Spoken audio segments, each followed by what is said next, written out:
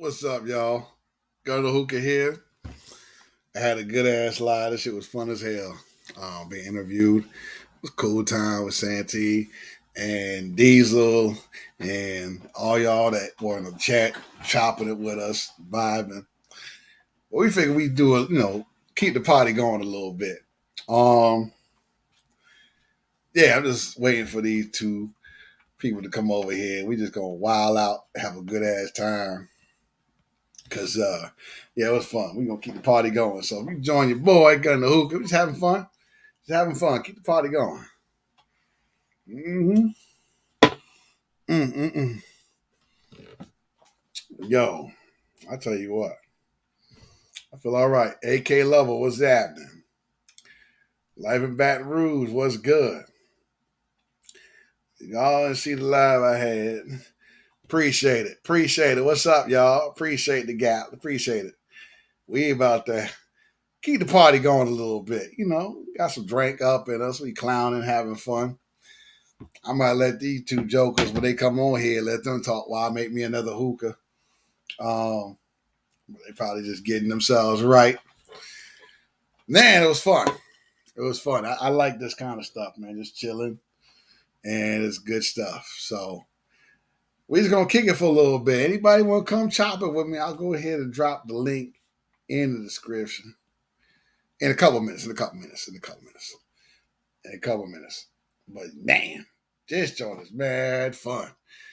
I tell you. Yeah, that Gatling gun was the truth, man. I had a good time with that beast. That junk was so much fun. Um, yeah, let's see if I can bring the video up. Hold on one second. If y'all haven't seen it already, y'all could go to my YouTube. You can also go to YouTube or Instagram, either one. You can check it out. Let's see if I can bring it up. Who that? What up?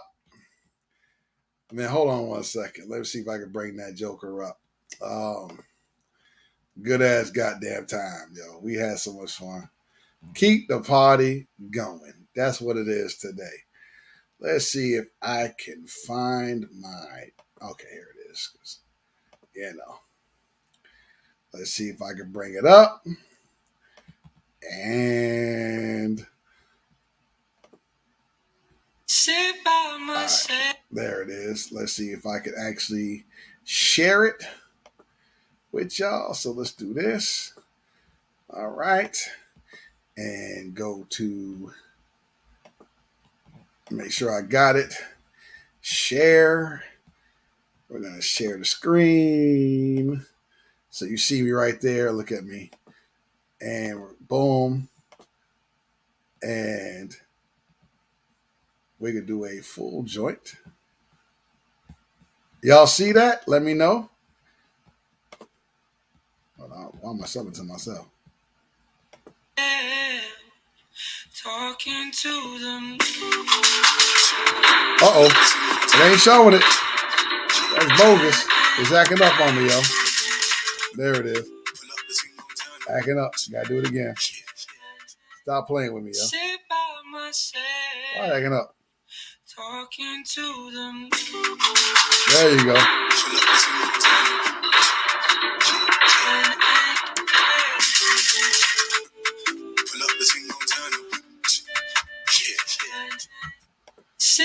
There we go.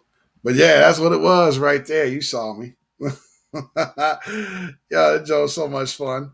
I had a good time with that thing. Oh, make sure I don't lose myself. Get out of the way. Oh, nope. Cancel. Mess around, mess the whole live up. Yeah, man. Deliberate words. What's up? Yeah, you already know. That Gatling gun.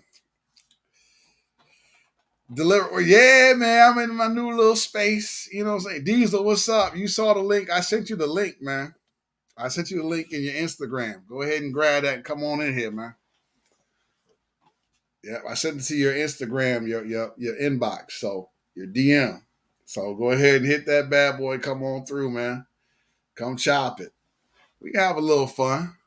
That's it, man. That was a good ass live. I had fun on that shit.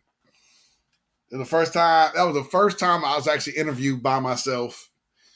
You know, in the hot seat, if you will. So it was cool. I had a good ass time. So I'm glad y'all rocking it. We have some fun. Any questions you want to ask, go right ahead. About the Gatling and stuff like that. So yeah, that's having fun. I'm gonna do a smoke session with somebody this week. I'm trying to figure out who. I always do last minute, but I'm telling you, yo, when Santee did that joint with the Eric B and Rakim joint, that was right there. That was my joint right there, man. I was so hyped off that joint. I was hyped. I had listened to Eric B Rakim. Eric B is president. T Randall, what's up? That joint was so mad cool, man. I was like, ooh, this shit gonna be crazy. So that was shout out to Santee for, having me on and having some fun. It's been a minute, so I had fun. So that's what the thing is about to me. It's about fun. When it stops being fun, then that's when I take a break. But we got one person on there. Diesel, what's up? What's going on, man? Chilling, brother, chilling. Look, that was a good ass live. That shit was fun. Oh yeah, I enjoyed it. I had a good time. That shit was fun, man. I was like, yo, but well, when Santee put that joint together to like get people to come with the Eric B and Rakim shit, I was like, yo, I was so damn hyped. I know she took me back, bro. I'm like, yo, Is she coming? Is she coming over?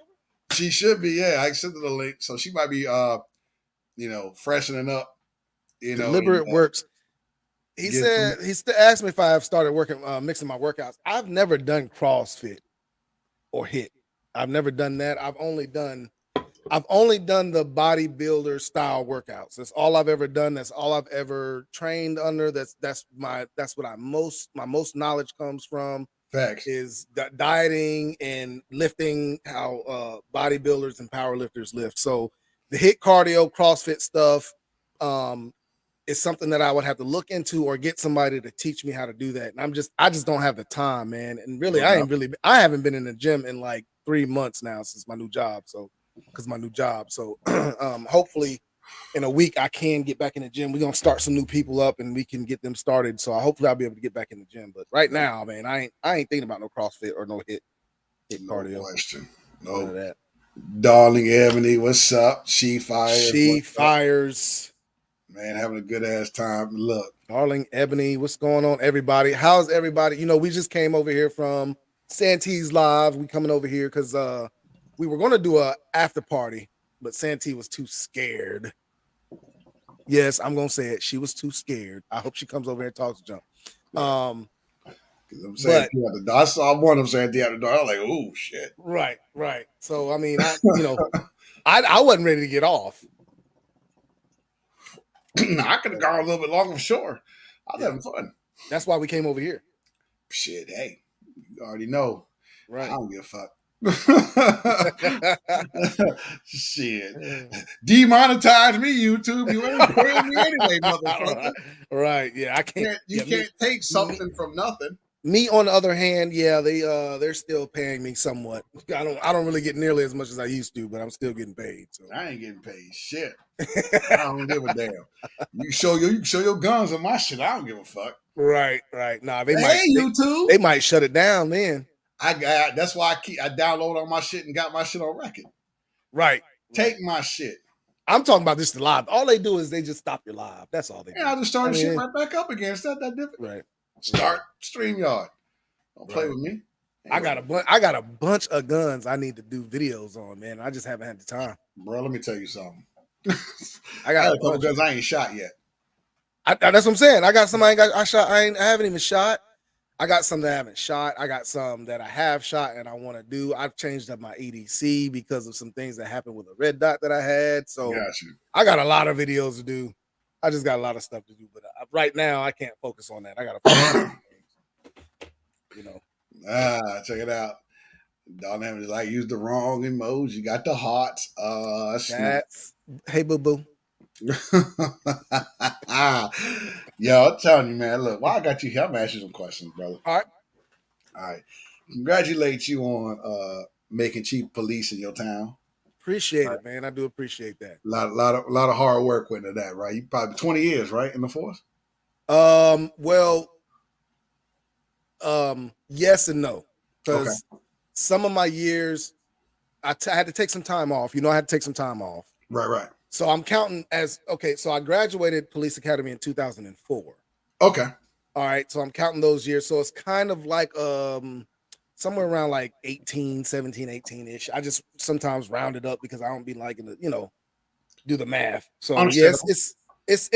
it's more than 15, less than 20. How about that? Nothing wrong with that at all. Right.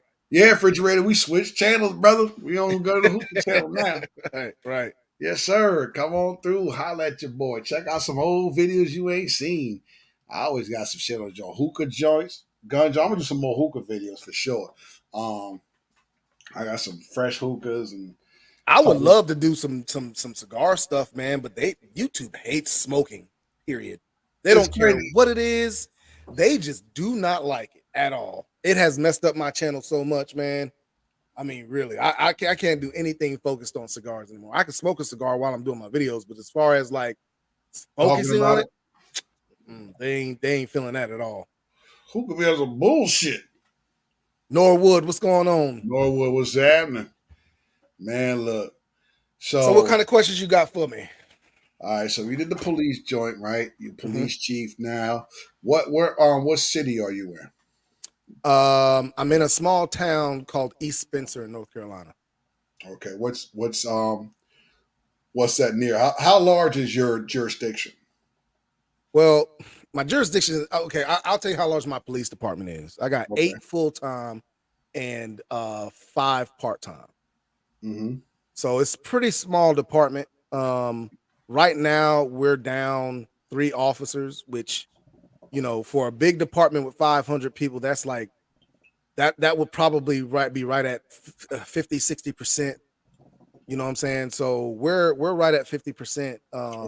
And we're hurting. That's why I'm working so much, because I got to fill in where the holes are. You know what I'm saying? So right. But yeah, it's a little small department. I don't have much. We don't have much jurisdictional territory, but square mileage is not huge, but the population is right around 1,800 people. Okay. Santee, you got the link in your Instagram. Go ahead, hit that bad boy. So yeah, that's cool right there. So, what major metro area you in? Charlotte? We are, yeah. We're about 45 minutes from Charlotte. Okay. Off 85. One of the biggest. Yep, right on 85. Yep. Okay. Like our town is part of our town is 85. Part of our jurisdiction. Okay. We have 2 exits on 85 that we have to, deal with. Okay, nice. Yeah, so I mean, a lot of the my town is about to grow probably in the next 2 years by about double or triple, because we have already we've already got a few. Now I can't. This is not set in stone or anything like that, because I really can't really talk about this like it's the thing that like what's going on. But there are talks about major companies coming in and building a bunch of houses, basically. And from what I've been conversating with and stuff like that, like we're really thinking about we're going to have to grow our department probably double or triple because of it. Yeah, I feel you, because what's going to happen is a lot of people going to move into your town for the peace and quiet, and still have access to Charlotte to get that money. Yep. Right. And see, moving out, Charlotte, Charlotte's one of them places, man. It's grown so much. There's not really much growth there. If you want to buy a house in Charlotte, you're gonna pay a lot of money over the retail price for it, because you want to live in Charlotte. So a lot of people are moving out to the outskirts and stuff like that. And my town is one of those towns where we just our taxes aren't at that high. We have a lot of woods and stuff, property that hasn't been touched, that people are looking at right now to get to. Right. So, but yeah, man, it's one of them things, man. Never thought it would happen, but I'm happy I'm there. No, that's cool, man. That's good stuff. Just ain't no wrong with a small town. It's quiet. You get a little bit of peace. I mean, you got a little ruckus. There's knuckleheads everywhere. Oh yeah, man. Heck yeah, you got it everywhere, man. We have our a lot of our stuff bleeds over from the town that's right beside us, was Salisbury, which is right beside us, man. Salisbury has a lot of stuff, and their department is way bigger than ours. Like they're like a 200-man department. So their population is a lot more than us. So we get a lot of their overflow of crime coming into our little town. Keep you busy, I guess. Right. Because it's literally two houses. One house is in our town, the next house is in their town. It's in Salisbury. So it's like we share that line. That's cool. That's cool right there. So a few questions I had on that one. We get to the sticks. How long you been smoking sticks? Man, you know what? That's hard for me to say because in 2000 and I want to say 2006 or 7, my partner that I was working with had a child, and he gave me one of those it's a boy sticks. It's a boy stick. It's a boy. Right. Yep. So I put it in my car. Didn't think about it, and a couple weeks later, I was like, man, I'm bored. Let me go ahead and try this cigar. You know what I'm saying? And it was dried out. It was pretty bad, right? But I enjoyed it. I was like, okay, I enjoyed it. So I started getting more sticks. Didn't know about the humidification and all that stuff. Just keeping sticks in my car, smoking them. And then one of the guys that I was, one of my friends that I had met, a guy that I had met, told me about, what I need to do with the sticks and all that stuff. And he said, you'll enjoy them a lot better. And then when I started doing that, got my little humidor, got the, humidification right and all that stuff, started smoking. I was hooked. I was already hooked, but after that, man, it was nothing. Yeah, so you got like 16 years of smoking cigars, or 18 years, somewhere around there. Yeah. Yep. Man, look, that was your first one. You smoked It's a Boy, right? Mm-hmm. I remember when I was a kid, I used to call them boys because that's the first cigar I actually seen was It's a Boy cigar. So I called them boys, right? Oh, okay. Boys. My very first stick, and I wouldn't even call it a stick. I call it just a cigar. I was 16 years old. I smoked a White Owl. That shit was the most disgusting shit I ever. At that time, whatever, right? That shit was gross, man. But I still started smoking them. So I have 30 something years of smoking sticks, right? Wow. And I got into cause I smoked cigars and I did pipes. I did cigars at pipes 16, too. Pipes at 19. Right. So I was so ahead of my peers. Oh, what's that? Which cabinet? Is that cherry cabinet? No, this is blueberry. Ooh. Blueberry, and then I got butterscotch. I got a butterscotch, and I got the cherry, man. You know what the thing about the cherry is? The only time I ever smoke cherry is if I'm gonna have a female over. Right. And you know what I'm saying? Because females like the smell of the cherry and all that stuff. But butterscotch smells good too. I had this one. This dude hooked me up on this joint, a cinnamon. We like the smell of the what? It was a really good one because this guy is a pipe collector. He's got like 300 pipes.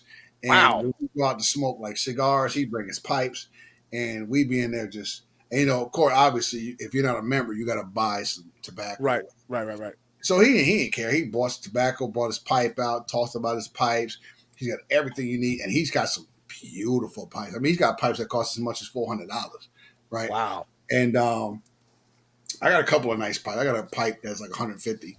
See, my pipes ain't as expensive as that. I went on Amazon and I bought like a $50 pipe, two $50 pipes, and that was it. Because I don't smoke pipes. Pipe smoking is not as heavy as the smoke is not as heavy as cigars. Nuh-uh. It's very mild. Very mild. You know what I'm saying? It's something easy to smoke. But if you don't know how to keep that pipe lit, you're gonna have a problem. You have a time. You gotta have it lit. And you can't you gotta know how much tobacco to put in there because you want stuff too much. You want to get the circulation of the air.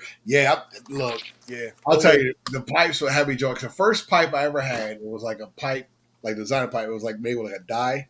So it had a die in the front and it was like a blue tip.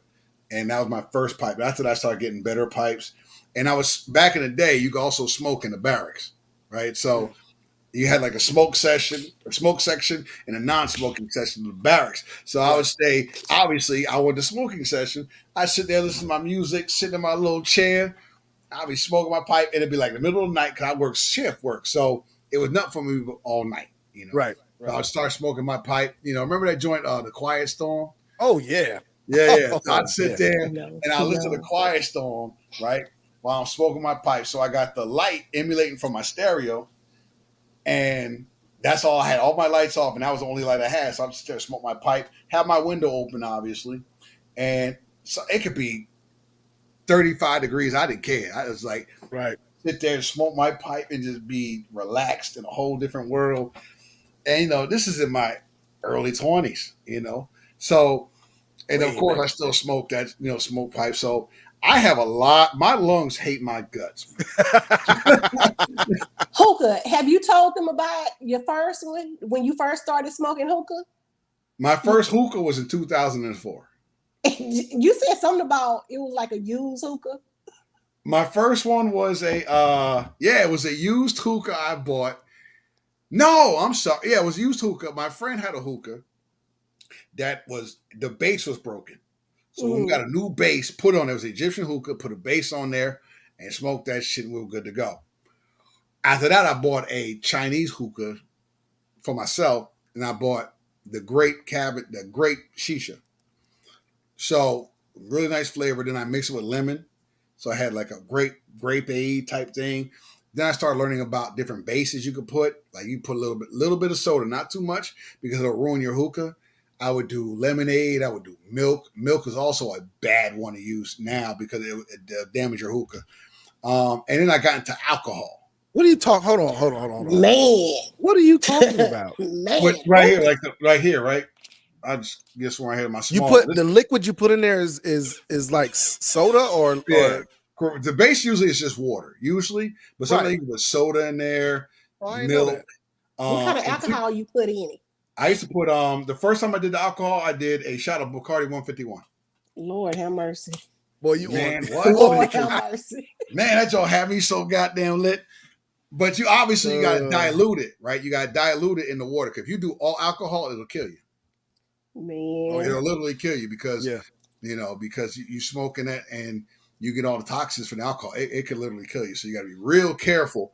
That's why I always say dilute that with water. So you do a shot with water and sometimes put ice in there so you get a nice cold smoke. Because smoke is hot, it'll beat you up. But if a cooler smoke, it won't be as bad. And I've been ever since. But this guy right here, this was my second hookah that I bought. This one's been around the world with me. Oh wow. Yep. What's your most expensive hookah? Shit, that's a good question. My most expensive hookah is shit. How y'all don't be choking yourself out? Well, you gotta know how to do it. Yeah, I mean you don't completely inhale all the time. You kind of retro. They call it retrohaling. Mm-hmm.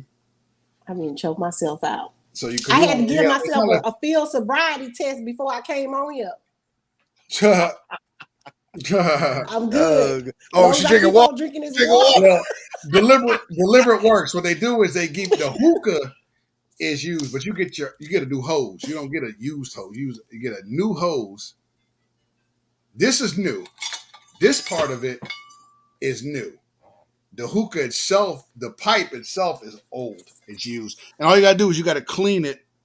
Clean it really good. And be straight. 6'2", what up? What's happening? That's so what's your most expensive one? I got a few of them actually. My most expensive one that I spent the most money on. Shit. Well, you got a sugar bomb around there that's spending money on you. No, I got my own bread now. Come on now. I got bread. Ain't nothing wrong with a sugar mama. I done had a few women buy me some guns now. You know what I'm saying? I got some bread now. I bought my own hookahs now. We can say what we want to say over here. I'm trying to say what you want to say. Shoot. I ain't getting paid, so I don't give a fuck. My most expensive one, I got a couple of glass hookahs that were expensive, about $200. The most I spent was a couple hundred. So let me tell you this: what's more expensive, cigars or hookah? You can get hookahs as much as $10,000. Yeah, I know that, but what I'm saying is, so let's say as far as like smoking habit, shit, cigars. Yeah, I look at my bill every month. And I'm like, yo, yeah. Because a hookah, you buy the pipes, you straight, right? Right. You could buy one pipe and be with one pipe and just have to buy the tobacco. Right. That can get pricey after a while because you figure $20-something a box, and if you smoke like I smoke, you gonna spend some money. But if you a box of cigars is average about $250. Yeah, no, it's not even close. If you do a box of shisha, you get a lot of good smoke sessions out of it. $25. The last time I went to the cigar shop, I spent $700 on cigars. And that's the average of what I spend probably every time I go. And I go to the cigar shop 2 or 3 times a month. I spend anywhere between $300 and $700. Yeah, you spend some bread. You spend some bread. Yeah, You cigars are very, but sticks are really good though. But there's sticks out there $50 a piece. I've seen some as much as $500 a piece. I don't even buy sticks at $50 a piece. The average price of my stick is anywhere between $8 and $12. Yeah, but I buy them by the box. I tell you, the ones that are pricey are the Fuente. I did the Lost Cities, which are $30 a piece. Oh yeah. And there's another Fuente that I love. Fuente is $110 a stick. Now, one of my favorite sticks is a Placencia that is $22 a piece. Mm-hmm. You know what I'm saying? Go ahead. Sorry. And I usually buy a box of those probably every other month. I buy a box of those. Yeah, you can spend some money. Now, if you do it right, you can get some decent. I get some decent Fuente. For a box, I'll pay about $70, $80 for a box, and that's if I buy retail. Now, if I do wholesale, it's a hell of a lot cheaper. But see, the thing about it is, just with anybody, your palate changes, and your palate gets. The more you smoke cigars, the more expensive your palate gets. Facts. Because you see what the difference is between a $5 cigar and a $25 cigar. Absolutely. Shout out to big difference. Padron 1964s. Right. And I don't even like Padron. I don't even like Padron because I smoked so many of them when I first started. Mm-hmm. I got burnt out on them. There was a lot of cigars I smoked when I first started that were Padron. It's a Padron. Oh, okay. Padron. Yeah. Okay, I don't know about that. So, I mean, you're talking about, I was smoking those when I first started, so I got burnt out on them. I don't even do Padron. Usually the sticks I look for are the ones that are made by a certain roller, whoever rolls them, or if the tobacco comes from a certain region. Those are the sticks I look for that I haven't smoked or anything like that. And somebody's asking right there, you talking about 24 or 50? I'm talking about the 20 to 25 stick per box. Right. And then the Placencia is only 10 sticks a box, and you're paying about $325 for that. Yep. Well, you definitely get your stick game up and kill the game. Lord. Now, here's a joint. Oh, Dawn Ebony, you smoke some sticks too? Oh, damn, she smoked sticks. Dawn Ebony. She used to smoke. She don't smoke no more. She don't smoke no more sticks.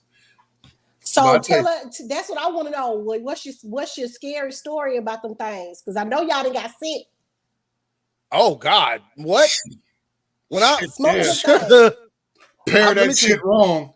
Let me tell you, when I first wrong, it's a bad day. If you pair it wrong, or if you think you is a cigar smoker and you do something you ain't used to doing and inhaling.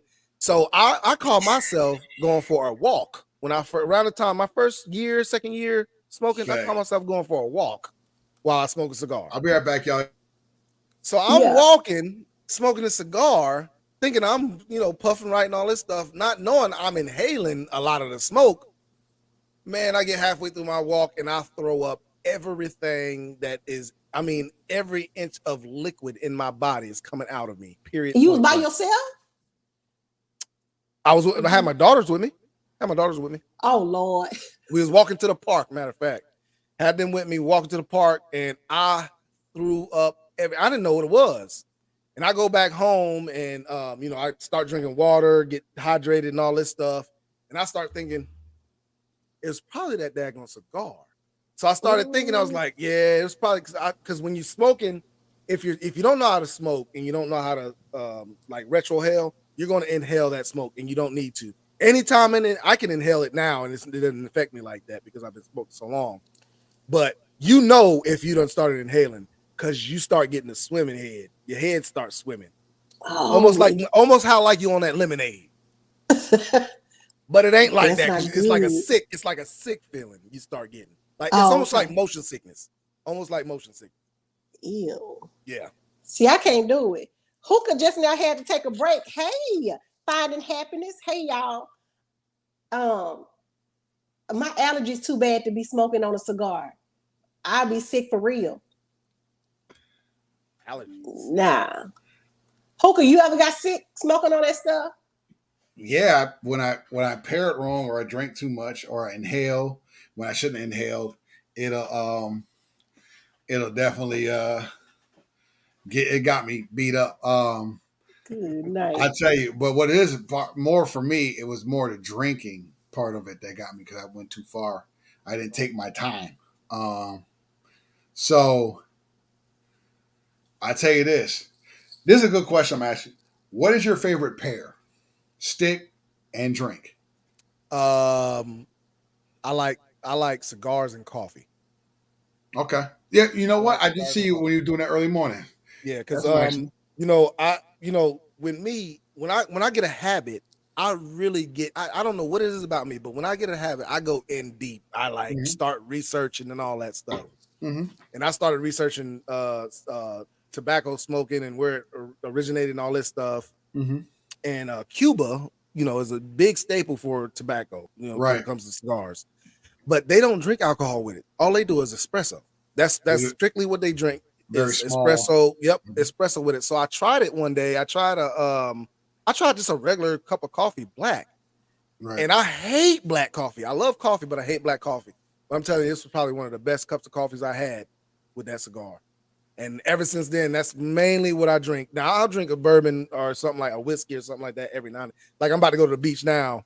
Right. I got Jack and Coke ready for the beach and my cigars. You know what I'm saying? That's what I'm be on the beach drinking Jack and Coke. Oh, you be chilling.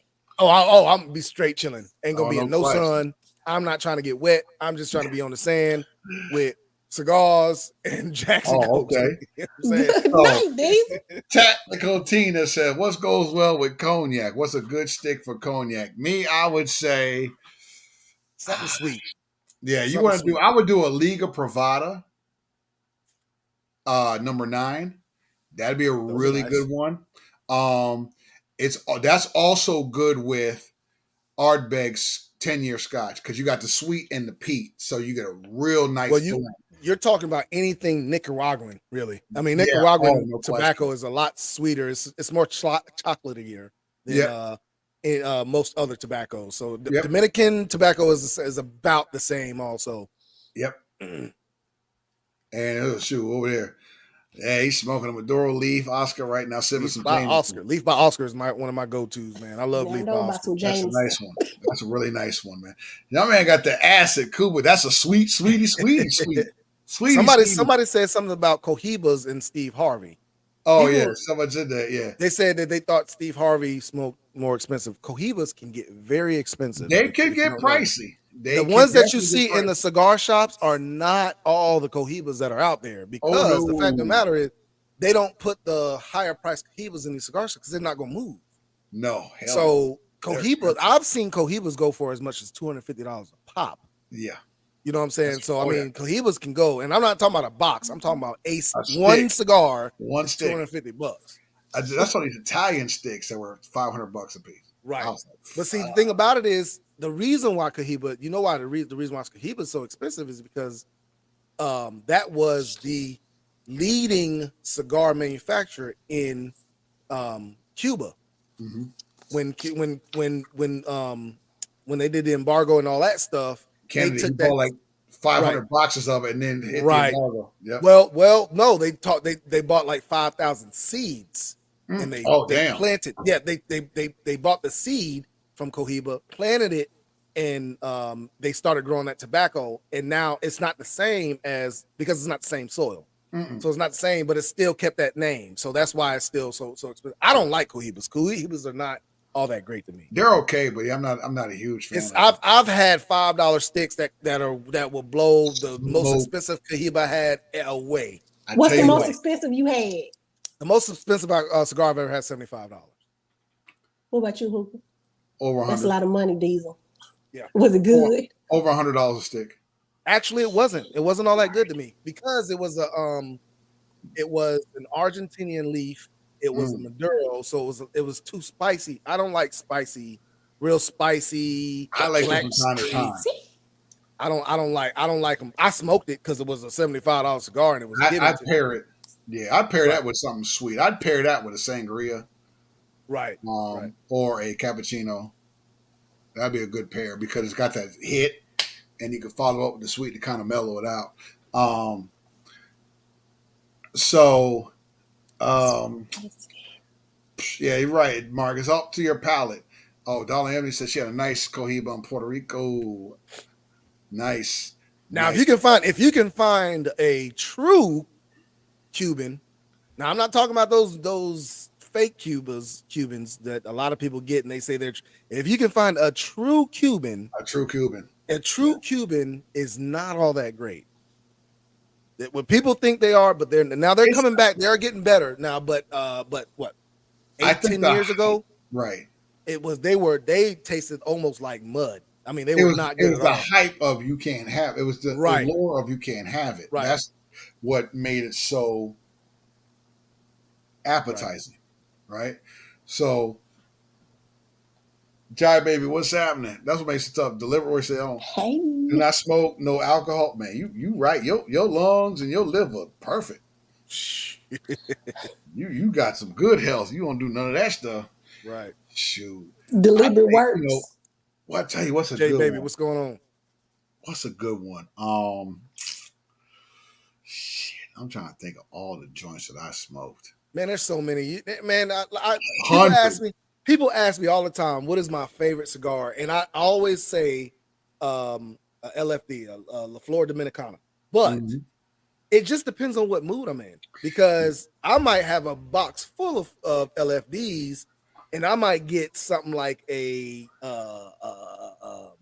Plasencia or something different because I want to smoke something different that day. Or I haven't smoked the LFD in months because I just don't want to. I've smoked so many of them. I don't want to smoke them. You know what I'm saying? Yeah, but you want to switch up your palate and see what's out there. Pair it up with something really good, or even use some of the drinks that you already do. Because you say you're a coffee person. Right. Now, that's a good question, right? You're a coffee person, right? Mm-hmm. So when you smoke a stick, do you stick with the same coffee each time, or do you have different coffees that you drink depending on the stick? There are different coffees that I drink, but it doesn't depend on the stick. It just depends on what I'm wanting. You know what I'm saying? As far as the coffee goes, because when it comes down to it, the coffee just takes on a different taste altogether when you smoke the cigar. You know what I'm saying? So I have gone out and tried to pair this cigar with this coffee and this and that, and it just comes down to really. It's all good to me. I mean, I have not had a bad pairing when it comes down to it.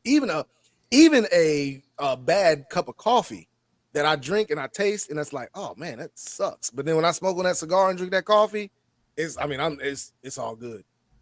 You smoke a spicy cigar in the winter?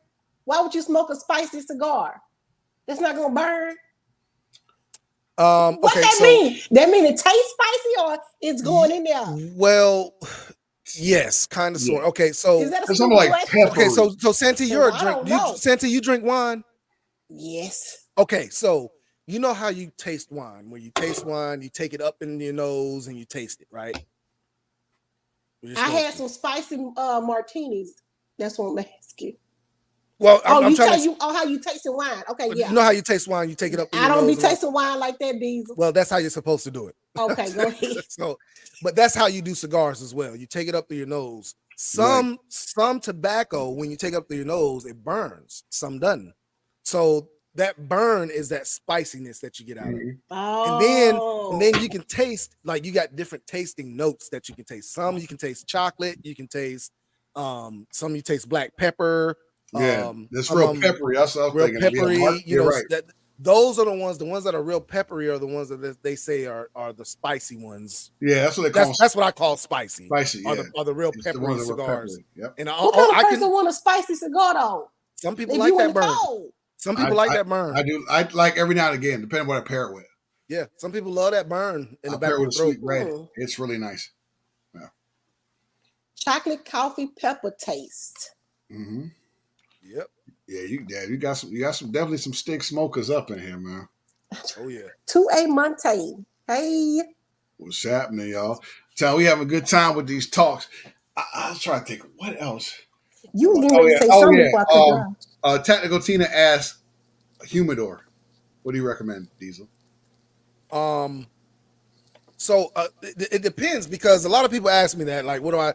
It depends on how often you smoke. Because hold on, let me get it real quick. Hold on. Because Diesel got a super one in the back. Is he got to pick it up? Oh, no, he's got his portable. He got a portable one. Yeah. All right. So anybody that doesn't really smoke a lot of cigars, these are your best humidors right here. Yep. It's a travel humidor. It'll hold 40 cigars, and all you do is it locks. It's airtight. You put 40 cigars in here, and they'll last. You know, you put a Boveda pack in here, and they'll last for a long time. Can you take it on the plane? Yeah.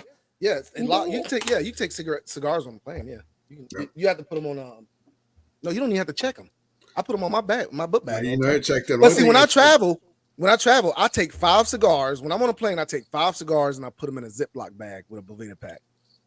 Tupperware is probably one of the best things you can get also when it comes to cigars too. Right. If it's a locking lid and you can put a humidor pack in there or something like that, that's probably one of the best things you can get. The cheapest way you can do it. I mean, start off smoking. The problem with those wooden humidors is they lose consistency when it comes to the seal. And how you test a wooden humidor is you lay that lid down, you don't let it close all the way, and you just let it go. If it pressurizes, you know how it goes real down real slow and you hear that air coming out. Yep. If it does that, it's a good humidor. If it doesn't, you don't need it because it's letting too much air in and out. Right. So the best bet is definitely get you like I said, if you want to do cheap way, do Tupperware. And you'll be perfectly fine, especially if you're not a heavy smoker. You want a few of them. If you're traveling, you probably want to have a light ones because you probably wherever you're going, they're probably gonna have sticks that you're gonna want to try. Right. So you do that. If you're anything like me and you smoke like me, you're gonna have to go to a whole nother level when it comes to humidors. Like you're gonna need a whole nother level. I had to buy 2 refrigerators. I've got 4 regular humidors. I got that travel humidor there that I use for when I'm traveling. I mean, it's just one of them things like because literally, if I'm on vacation, like when I'm on vacation, I'm planning on smoking 3 to 5 cigars a day. Yeah, you can get it in. Yep. I can see that. Absolutely. I love smoking. I don't smoke cigars as much as I do hookahs now, but when I do smoke them, I'm with you. I got to smoke about 4 in a day. Well, see, the difference about humidors and cigars is cigars you can travel with. Humidor, I mean, hookahs, it's hard to travel with those. It's hard. You can travel with the pipe itself. You can carry it on, but you got to be real careful because that base breaks. That's a wrap. That's what I'm saying. Like going back and forth to the beach with a hookah, like that. I mean, I can see that could be a hassle, right? Yes. That's why I bring my small one. The one I got here is my guy that goes with me everywhere because it's small. I wouldn't bring one of the big ones. I wouldn't bring my glass ones because they're so fragile. So now the small one. When you talk about the small one, can you smoke as much hookah with the small one as you can the big one, or is it just? It's just it depends on the bowl that you use, right? So if I bring a smaller bowl, then obviously with a bigger bowl you're gonna have more shisha. But I usually bring like the bowl with this one. I switch out from time to time, so it depends on how much I want to smoke because you can get a good hour and a half session with hookah with this hookah with the shisha, and it depends on the coals that you burn because when I'm at home I use coconaras, the coconut ones you got to put on the stove and let them sit for like 6-7 minutes. If I'm traveling, I use the quick lights.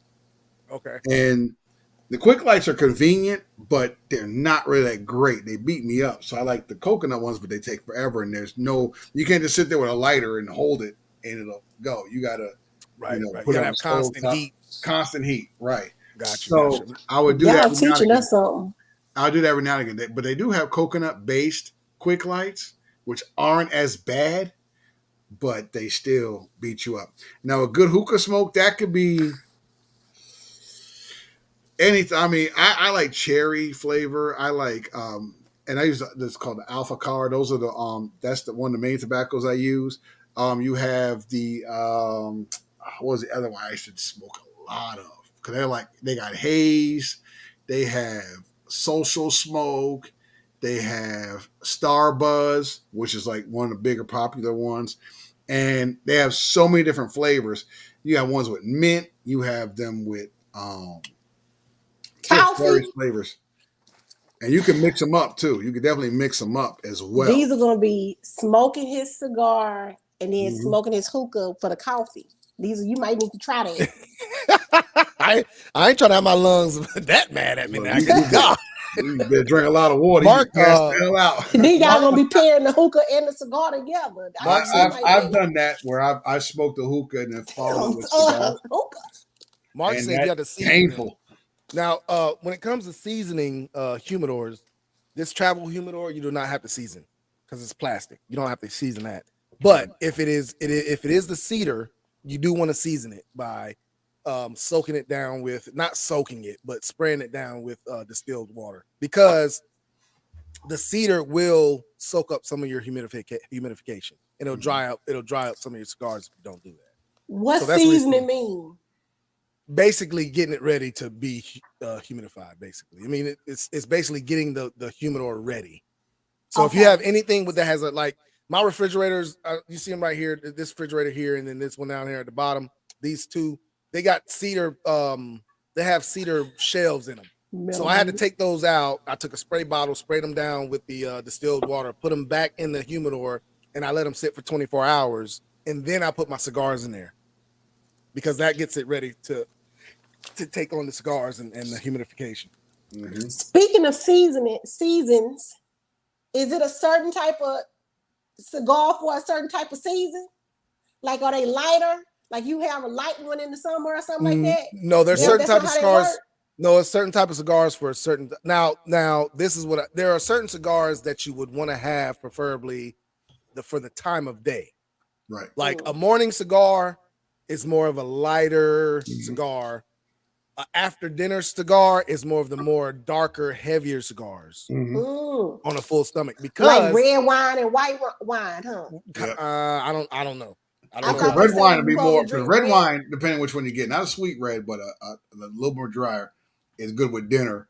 But a white wine is more a dessert based, maybe a breakfast based wine, because it has a sweeter. If you do a Moscato, either use a champagne or use a sweet white, like a Moscato or something like that. Right. That'd be more breakfasty, more dessert. But red is more for like if you're eating steak, chicken, maybe a salmon or something like that. Well, the main reason they say that about cigars is because fish actually is a white wine. Sorry, steak and chicken or steak and pork is more of a red wine. Right. Okay. Yeah. So the reason why they say that about cigars is because in the morning you're most likely not to have as much food on your stomach. Maduro would make you sick. Oh yeah. Because even not inhaling the see, you get the nicotine through your saliva. Right. When it comes to cigar, you don't inhale the nicotine. You get it through the saliva because it's not a filter. It's straight tobacco on your lips, and it's going in through your saliva. Right. So the more the Maduro, the darker. They say a darker cigar is the stronger. That's not true these days. But just for layman's terms, the darker cigars have more nicotine in the tobacco. So if you get a dark cigar, somebody hand you a dark cigar, be careful with it if you're not a cigar smoker, because it will make you sick, even if you don't inhale. And your lips will start buzzing. If it's going through your lips. We ain't talking about that. We ain't talking about that, Santee. You talking about you said if it goes through your saliva, if it's going through. No, nicotine don't make you. You talk about crack. We ain't talking.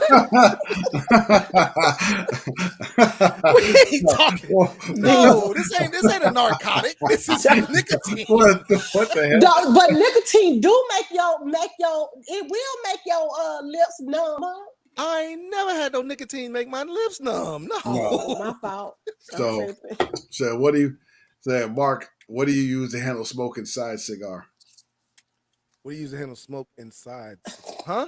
What do you use to handle smoke inside cigar? What are you talking about? Smoking inside, basically? Yeah, I'm thinking smoking indoors. That's what you're talking about. Me, man, I have not had a problem. I smoke in my man cave, and as long as I keep my door closed, I have 3 air filters in my man cave. Now, depending on how hot or cold it is, I got windows on both sides, so I have a fan on one side, and then on the other side, I have an actual fan blowing the air through the room, so it gets cycled through. So I got one side bringing the air in, and the other side blowing the air out. No, I just smoke outside. I just smoke my cigars outside, and I don't have a problem at all. My girls don't complain about cigar smoke or nothing like that. When I was married, she didn't complain about it. Diesel didn't smell like no. You didn't even smell like cigar. Like even when you were smoking a cigar, you didn't smell like you didn't smell like it. I don't know. Right. Maybe because it's when you blow it out or something. No, cigar smoke is not like cigarette smoke. That's the thing. Oh. It is a natural. It's a natural leaf. That's why a lot of people think that if you smoke cigars in cars and stuff like that, it'll ruin your car. No, it doesn't. If you smoke a cigar in a car, 2 days later you will not smell it, even if you don't have an iron. Oh, no wonder. Yeah, it'll be gone. Yeah, cigars is different because cigarettes is different because cigarettes are made with chemicals. Cigars are just straight leaf. That's just all it is. Three no leaf. chemicals or anything. Yep. Rolled. Y'all teaching us some stuff. Us in the chat too. See, Santee, you rode in my car. You didn't smell no cigars in my car, did you? And I smelled in my car all the time. I smelled your cigar when you were smoking, but I didn't smell like, you know what I'm saying? Right. Stinky smoke smell. We definitely gonna smoke some smoking inside the house to clear the smoke out the room. Yeah, that's what we just talked. That's what we just answered. Yep. Refrigerator cue. So you on that cigar weed. Cigarettes. Oh shit. Not I. So it's fucking crazy, man. It's just y'all should do a class or something. You're letting us know this stuff. Well, I mean, we're answering questions right now. Answering questions, right? I know, but I want to try to roll some sticks, man. Because I found a spot where you can get the leaves that you need. That is woo. That's an art right there. What, rolling them? Is that what you're talking about? Absolutely. God Almighty, that takes some skill, man. That takes some skill. Just pairing the leaves together. Yep. You know, there are thousands of different tobacco leaves that they pair together to make these different cigars. Cause you have like your fillers, you have your you have your short fillers, your long fillers, you have your binders. Yep. Then you have your wrappers. You know, I mean, it's so much into it when it comes down to it. Then you have your different sizes. You have your Lanceros, your Robustos, So I mean, you got like so many different sizes. Like it's cigars is just one of them things, man. It's a whole different. It's a work of art, man. That's what it is. I'll tell you, have you been down to Ybor City in Tampa? No. Dude, there's like a cigar spot on every corner. Well, Florida is the hub of cigars. Oh, look. Like they have so many warehouses in Florida, it's ridiculous. Yeah, I loved it, man. We got to take a trip to Ybor City, man. Yeah, man. I went down to Miami Beach. I was down in Miami Beach, and they were having so many like almost every corner had somebody rolling cigars. Yep. You know, and I loved it. You know, and they relatively inexpensive, like $4 or $5 a stick, and they're some of the best sticks I've ever smoked. There are some good ones. Now the thing about a rolled stick is that it's not seasoned. It hasn't been sitting. It hasn't been aged or anything like that. So you're getting a premature tobacco. Yep. You know, so you get kind of like that green aftertaste of a new cigar whenever it's not aged, but it's still a good stick. Yep. They age cigars. See, I didn't know that. Oh yeah. Yeah. Some cigars age for 4 or 5 years before they sell them. Yep. Like wine. Yeah. I didn't know that. Yep. Exactly like wine or liquor. Most cigars you see on the shelves are aged for at least a year. Sweeter cigars? No, I don't like sweet cigars. I can't really. I tried some of the sweet cigars and they just make me sick. I don't AKA like chick sticks. Yeah. Chick sticks, yeah. I can't do them. Oh, yeah. I don't do them often. That's exactly what they are. It's very rare that I'll do it. And you know, no disrespect to chick. I know some sister that be smoking some heavy. Oh yeah. Peppery. Oh yeah. Oh yeah. Be getting busy. You go to a cigar lounge, you see a female smoking a cigar. She might smoke something that's heavier than what I'm smoking. I'm like, good God, girl, more power. Yeah, your lungs bless you. More power. Because you are a beast. Oh, Go ahead. I'm sorry. What's those cigars? It look like a big leaf. It look like it's wrapped all crazy with a big leaf. That's the leaf by Oscar. Yep. Leaf by Oscar. And fat and Well, they got different sizes. They got the small ones, the fat ones. They got different sizes. You might have just saw the one that was a Robusto or something like that, or a Churchill or something. Flavor infused cigars. What you mean, refrigerator Q? What's a flavor infused cigar like?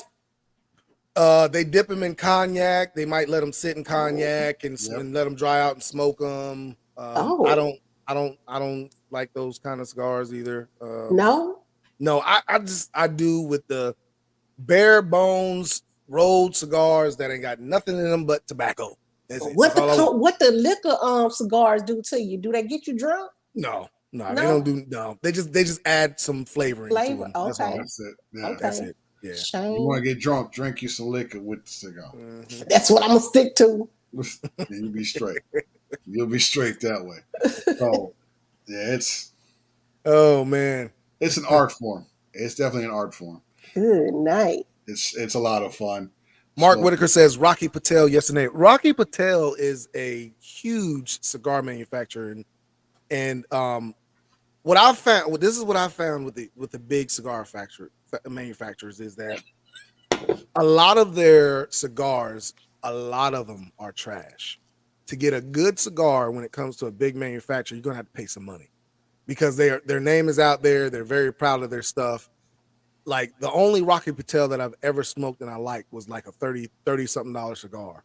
You know what I'm saying? So I just can't. I don't see myself buying those very often. So just like a Cohiba, you can get a $10 Cohiba and it's trash, but I've had a $50 Cohiba that was magnificent. You know what I'm saying? So I mean, it's just one of them things. I would like Davidoff. Davidoff makes great cigars, but they are expensive. So. Yeah, man. Good night. That mix of liquor and a cigar, you feel it. And you gonna feel it tingling, huh? 2A Monte. Somewhere. I'm telling you, man. You need to try Tatiana. I don't know. I'm scared. That's a cigar? That's a flavor cigar, huh? Might be. You need to try one of them big bottom Betties. Fat bottom Betties, man. Fat bottom Betties, that's what it is. I do like those. Those are a really good morning cigar. I cannot stand them. I love. What did you try for? They're just like real sweet cigar. They are like almost like candy. They are very. Oh, sweet. Then I might like that. Bottom Betty They are very sweet. One of the best cigars I have in the morning is a Fat Bottom Betty. Now, one of my favorite cigars is an infused cigar, and it's a God, I can't remember the name of it. Dang on, I can't remember the name of it, but it's infused with coffee. Oh, and I love that cigar. I don't smoke it as much because it is a sweet cigar, and I can't really smoke sweet cigars like that. But that is one that I will buy and I keep in rotation, like for a morning cigar with my coffee because it's infused with coffee. So I like that. Dang, I can't remember the name of it. It's crazy. So they have different cigars from different regions. So do they have Asian cigars?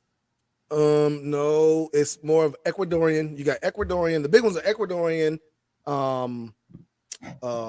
Dominican, Nicaraguan. Those are the big three. There are some more. I just can't think of them right now. But there are some Turkey cigars. Not Turkish. I haven't seen a Turkish tobacco or anything like that. No, I haven't seen. You would think that they would probably do it real good, huh? Hookah. If they doing hookah. Well, hookah actually originated in Africa. African. So do they have African ones? They got a ton of tobacco out there. But they have African cigars. I wouldn't know the brand, but I'm sure that they have some. All depends on who's cultivating it, the tobacco. Let me see. Cigar. Y'all gonna have me going to the cigar shop. Because most of the shisha comes from like Northern Africa, Egypt, Morocco. They be smoking up some stuff. And the funny thing is, these are like deserty areas. You wouldn't think they would have that shit, right? But you're talking thousands of years of something. So, right. as far as shisha, because originally a lot of cats in Morocco, they smoke hashish. They smoke hash using their hookah. Mm-hmm. Right? So the shisha is kind of like a derivative of hashish, except it's tobacco. But Morocco, they smoke, out of the hookah, they smoke hashish primarily. And And the regions that they come from are really the hot regions, man. It's like, yeah. I see right here, Puerto Rico, they grow tobacco leaf, cigar leaf, Dominican Republic, Jamaica, Yep. Cuba, you know, Yep. that region down that way is what does the tobacco leaf. The cigar leaf. Now there is a place in the United States, Pennsylvania. A lot of cigars are wrapped with Pennsylvania's tobacco leaf. Look, they saying a whole bunch of stuff in the chat. Drew Estate, Java, Crown Apple cigar. Good Lord, now that sound good. Drew Estates is a huge. Drew Estates has their hand in almost every cigar that's out there. Drew Estates is a right. Drew Estates is that infused cigar that I talk. It's not an acid, but it's a tabac. That's what it is. A tabac. Yep. Tabac is one of my favorite. Is my favorite infused cigar. I've had that Java one, Drew Estate. That's a really good stick. So Java mean coffee, right? So that's a coffee. That's a coffee one. Coffee one. Yeah. Yeah. Now the Java is a infused cigar, but you can get it infused with, like, they got a mint. They have like different flavors that you can infuse it with. That they infuse it with. No. That Crown Apple and coffee though. Oh, those are two together. That don't sound good though. The Crown Apple two different. Okay, sticks. Shane. Crown Apple cigar. Melanated. So They're gonna start dipping them in coffee. Do they do that? I've never heard. Do they put coffee beans in? Now, I have heard that they age them in coffee beans. I have heard that before. Really? Now they let them sit in coffee beans and age them that way. Yes. Yep. But see, you got to understand too. Like when you're storing your cigars, if you store your cigars out of the cellophane, that little plastic it comes in, and it touches other cigars, you'll get the flavor off of those other cigars as well. Oh, definitely. Because it absorbs it. Yep. So that's what you call seasoning. So can you get yours and get some coffee beans and put some coffee beans in there with yours? You could, but seasoning, you would need to season for a while to get that. You know what I'm saying? Like, I mean, the cigars that I get are usually already seasoned about 1 to 2 years before they even come to me. You know what I'm saying? Like the ones in a cigar shop, they're already been sitting for a year, at least a year before they put them out. Yep. Good Lord. Yep. That's true. 2 different cigars. I love sticks, man. What in the world is a cigar bid? It's a website, cigarbid.com. I used to go there, but I don't usually do cigar bid anymore because the cigars that they get, they don't take good care of them. So when you get them, they are very stale and they don't taste that good. So usually if I go to cigar bid, it's because I'm wanting to save some money and I'm going to be able to let the cigar sit in my humidor for at least 6 months before I smoke. So that's like eBay, cigar eBay? Yeah. From different people? No, it's actually from that. It's from that company, but everybody, you can bid on that cigar, that lot of cigars. Like you can get a prime example. One of the cigars I get is from AJ Fernandez. They sell a lot of AJ Fernandez on Cigar Bid. So if I want an AJ Fernandez, I want a box of them. Mm-hmm. The box usually costs like $225. I can get it on there for like $150 if the bid is low enough, and I win. I've gotten a box of AJ Fernandez for $120 before. Damn. Yeah. So I mean, get good deal. You can find good deals on there if you have the cigar that you really want to smoke. You know, me, I go with cigars that people ain't smoking. I want to try something new or something like that. Just like the cigar I'm smoking now, like nobody really knows anything about that cigar. But it's a great smoke now. It's nothing you want to smoke in the mornings. I'm gonna tell you that right now. But it is it's heavy. What's your favorite cut? That's what Mark's saying. A shallow V cut is my favorite cut. Shallow V. What about you, Hookah? Because I'm about to ask you what is in the world. Huh? Right, a straight cutter, depending on the stick too. Depending on the stick. Yeah. The heck is a straight. So this is a V cut. Yep. This right here. V-cut right there. That's almost like a cat eye, right? Mine's straight. You put the cigar in there and then you just press down. Yep. And all it does is it looks almost like a cat eye when you see it. It makes a V. Yep. See it? Makes a V in there. Yeah. Makes a V. Let me go get mine. I'll be right back. I'm gonna grab mine real quick. So you put it in there like that, and you cut the tip off. Yep. And this is a straight cut right here. You just straight put it in there and just cut the tip off. And that's when it be real fat and round. Yeah. Yeah. Huh. Just like this one. Do you gotta stick something in there? Yeah. I be seeing people sticking stuff up in their stuff. What do you mean? They be taking their cigar, they be sticking something in there. What that is? You don't have to. If you cut it right, you don't have to do that. A lot of people don't know how to. A lot of people don't know. They're trying to open up the cigar so it'll draw correctly. And see, the thing about it is these cigars they're rolled by hand. So every cigar ain't gonna pull exactly the same. It's not by machine, it's by hand. So you might get a cigar that rolls in that somebody rolled tight, and you can't draw out but that's how they made it. They made it to draw like that because of the tobacco. Some people try to fix that and then wonder why their cigar's not smoking right because they messed up the draw. Mm-hmm. You know so a tight draw is gonna make you suck on it harder. Yes. Yes. Yeah. But but draws ain't gonna be that tight to where you're really having to, do all that. Yeah, I haven't had a cigar yet. Now, if it was like that, it's just a messed up cigar, and I take it back, and they give me another one because it's messed up. But you can take cigars back. Yeah, if it's not rolled right, yeah. Mm-hmm. If you get a cigar from, if I go to a cigar shop, now the ones I get offline, no, I don't. I just throw them away.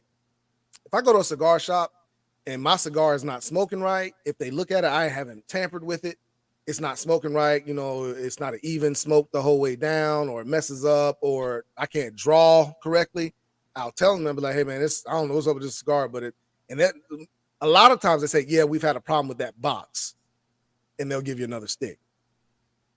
Really? Now you can't do how we do most of the time, going to a restaurant, eat half of the meal, and be like, hey, look, my food was wrong.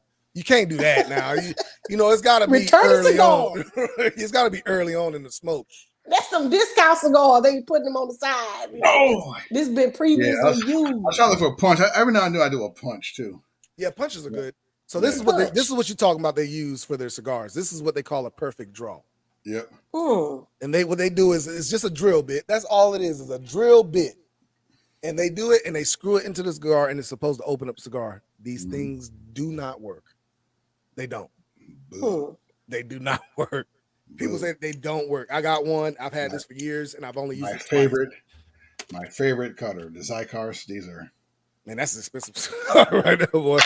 Very, very, very. You know what? Let me ask you this: do you know how to sharpen a cutter? I don't. I have to learn that.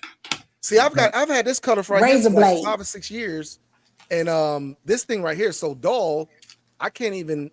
I just buy. I just been buying. If they get dull, I just buy. I got like the real. You got some of the real cheapy ones, right? Yeah, I buy so many of them. Cheapies, and then of course, this one's not too bad. Another cutter where it's dual, right?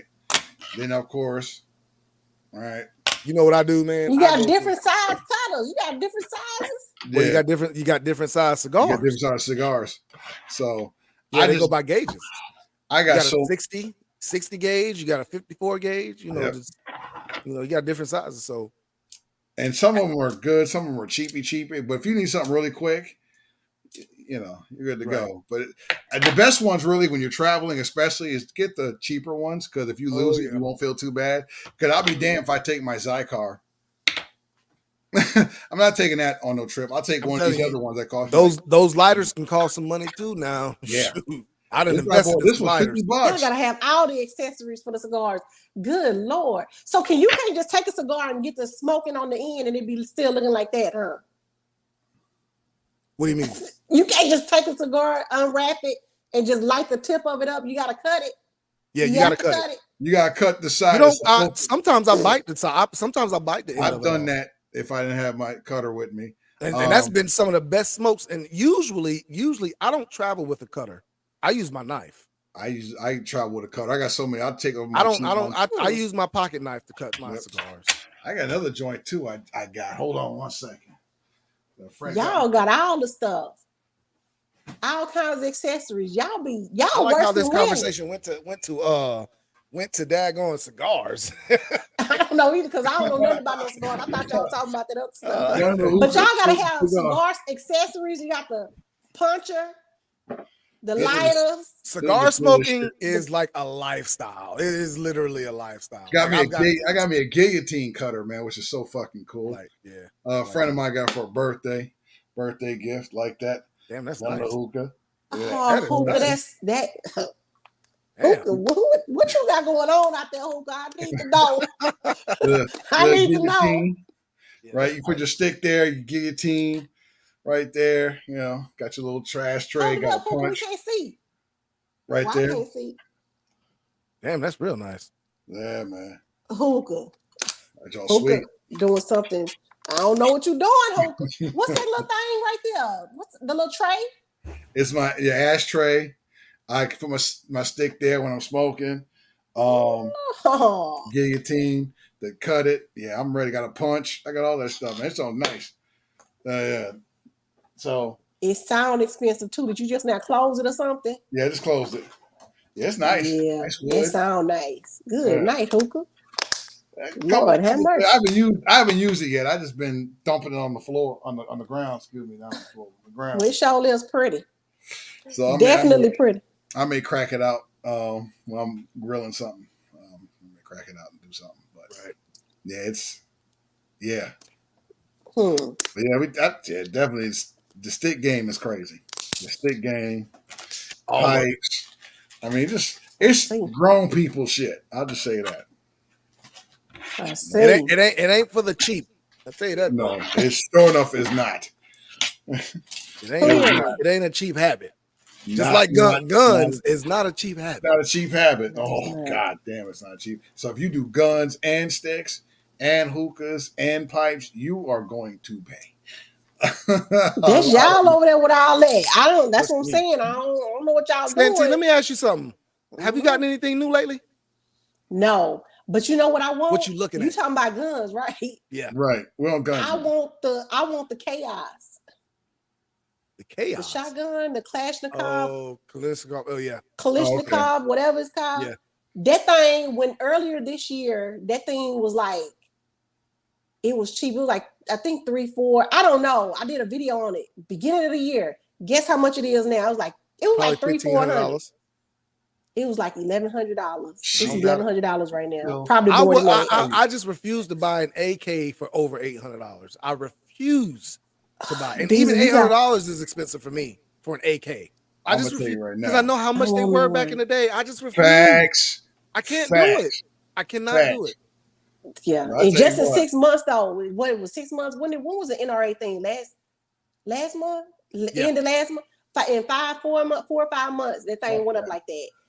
But it's so nice. Oh my goodness, it feels There's a lot good. of stuff out there that's nice, man. But the way the prices went up. SDS Lynx 12 is probably one of the best AK pattern shotguns out there on the market, especially for the price. Man, that thing's a beast. I just refuse to pay that much for an AK. I didn't pay nowhere near that. That one was $300. And it's going up. It's going up more and more, and I sure hate it. I'm hoping the prices come back down. I'm really.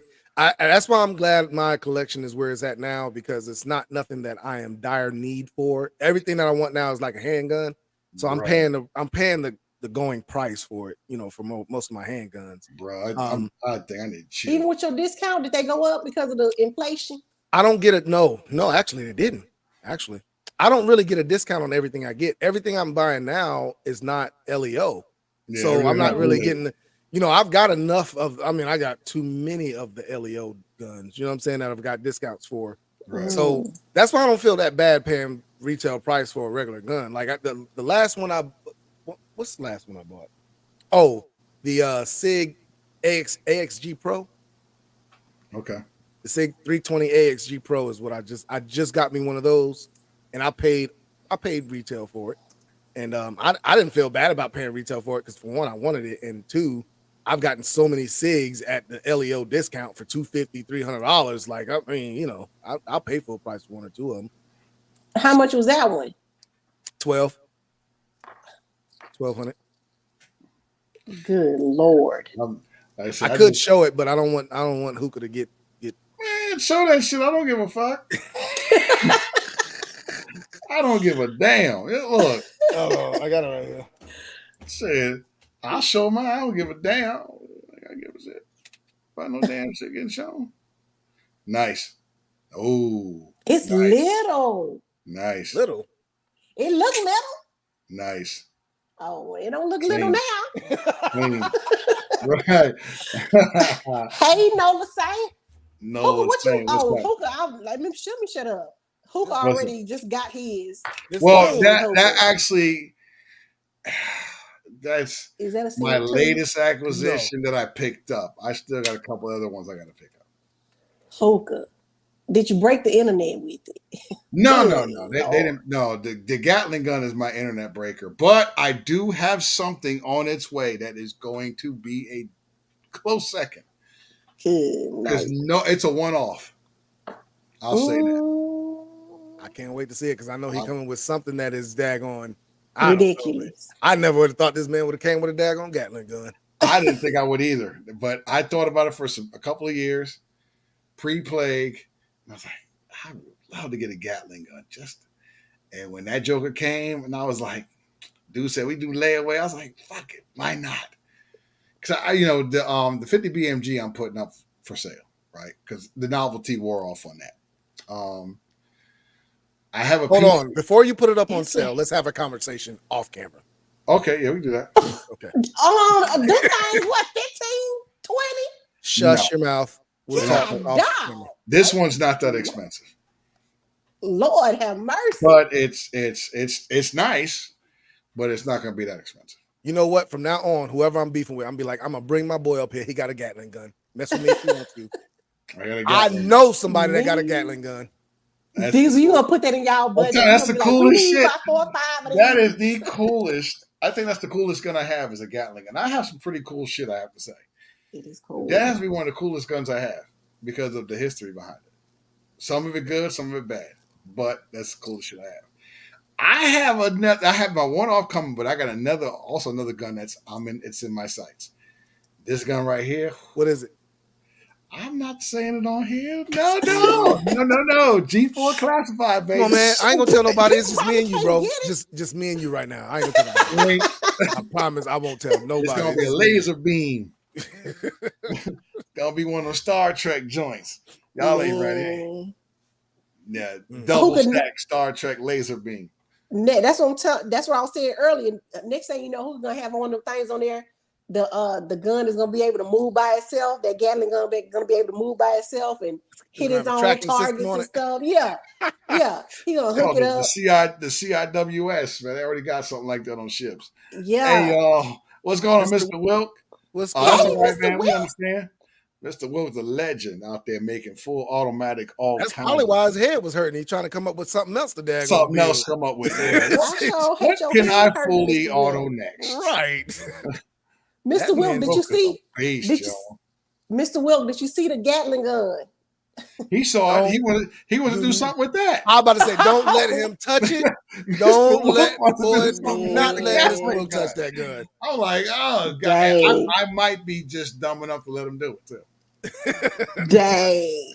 I want to ask Mr. Wilk so bad, what would you do to it? What I just said? Make that thing move around and shoot different targets and stuff. Mr. Wilk is a beast. You know, when I first Mr. Wilk, I told this story a couple of times. When I met Mr. Wilk, I met him at a Mark Chopper event, right? Nice. And I brought out a couple of guns. I didn't get to shoot because there were so many cats shooting whatever, but that was cool. I pulled out my Magnum Research Lone Eagle 30-06 hunting pistol. He knew what that shit was. Not only did he know what it was, he actually built parts for that shit. I was like, oh yeah. He's something. Yeah, he's been my guy ever since, man. You know what? Mr. Wilk came out of nowhere. Mr. Wilk was here. No. That's what I'm saying. I would see him in my lives, and I'd be like, "Hey, Mr. Wilk, you know what I'm saying? I didn't know nothing about him. See him in my lives, and all of a sudden, this man building fully auto 50. I was like, hold up, dude. I knew you before. You knew it. Why didn't you come over here and build mine, bro? Let me tell you something. It was funny at the Mark Chopper event. I said, "Yo, Jay, it'd be crazy if y'all did a 50 Desert Eagle full auto." that was already in the works. He said, Dang. it's already done. He handled his shit to Mr. Wilk, said, handle your business. Mr. Wilk had that shit turned around in 2.5 months. I was like, God, crazy, and the rest is history. That's Mr. crazy. Wilk was a mastermind at these things, man. Just his skill set in gunsmithing is phenomenal. Oh yeah. Have y'all seen that one? What was it, Mr.? I don't know, Mr. Wilk. Don't give me the saying wrong parts because I don't know guns like that. But he had a video when he first started. He was shooting at the range and he had a spinning break. Oh, I seen the spinning muzzle break. Yep. I was like, what? And that's something that. Oh, Mr. Wilk a beast, man. It was sick. I had never seen anything like that. You know, very humble, very quiet cat, but when he's working, man, he Frankensteins the hell out of some shit, man. Heck yeah. Yeah, his game, his gunsmithing game is. He got that pinky in the brain mindset. He gonna take over the Man. world. Yeah, he a beast with it, man. Mr. Heck yeah. And he's blew up quick. Like now everybody know who Mr. Wilk is. Heck yeah. You didn't know who he was before, you know who the hell he is now. He said that was just a fun piece. I'm scared to see. When he gets serious, it's gonna be crazy. I'm scared to see though. I'm sorry, being that Desert Eagle, I could never say I was the third person to shoot that thing, and I went viral off that because I flooded everything with that. I heard that they were showing that video at gun shows. Oh yeah, I was like, your boy got famous off of somebody else's gun. Right. And Mr. Wilk is like, Mr. Wilk built that. That's his mastermind. That's his ingenuity. He's something else. Kind of have that mind, that just knowing how things work and just applying that stuff. I mean, this gun game is insane. The artwork that goes into it. That's why I say it's art. Because you really have to be real creative. I mean, it's a plethora of subject matters. Just everybody has their own niche in this, right? It's not just a one-size-fit-all type of game. It's very expensive, time-consuming, fucking very time-consuming, especially when you're lugging shit around. It gets crazy. So, but yeah. But they did it. It just amazes me how this is just like you just said. This person can do that, and this person can do this, and then they, you know what I'm saying? They put all the pieces together, and there you go. You got a monster. And you have something amazing. And then he did that damn FN57. Jeez, I said, that thing is lovely. Yeah, I was like, ooh, y'all did something. And then he came up with the people talking about the extended mags. He came up with extended. I said, man, Mr. Wilk is a genius. He's a damn genius. So yeah, it's cool. It's a cool game. Shit, let me show. I can show you some shit. I'm gonna show some shit too. I got Diesel showing some shit. Hey, Diesel, I think you'll like this shit. I think you'll like this. Shout out to YouTube for not monetizing my shit, so I could do this kind of stuff and don't give a fuck. I'm scared. No, I ain't gonna be scared though. Cause y'all something else. Yeah. Oh yeah. What is that? Yeah. I don't know what that is. Is that a CZ? Yep. So it's a Cold War edition, man. Yep. CZ75 Cold War edition. The serial number has got CCCP in front of it, so USSR. It's one of my other commie guns. So, good Lord, Hookah. Yeah, I got some things laid around here just because, Hookah, you probably got guns all in your backyard. No, they're all inside. It's everywhere, all over the house. Good night. Guns in rooms, and some are loaded, some are not. Goodness gracious alive. Ammo everywhere. I got guns and ammo everywhere too. I'm trying to clean stepping on parts, right? Yep. Shit, I needed that. I got. Damn it, firing pin. That shit hurt. Me trying to build another daggone upper. Nice. I got stuff laying around everywhere around here. That's how it be, man. This is my favorite joint right here. I got to get this one out here. My crossbow, man. I saw. Guns. What do you shoot with that? It's Have you it's shot it's it? I got arrows. I got arrows for Okay, it. okay. This is my 50-pound bow. I got a 90-pound bow coming. So I'm gonna get this out there. I might get a whatchamacallit and shoot it inside for a little bit inside the house. I'm gonna see if I could. If I see because This it's thing small is enough, I can see if I can do nice. as a home defense gun. Because it holds 5. Could you imagine? Silent, you can't hear nothing. It's about 20 to 30 feet per second.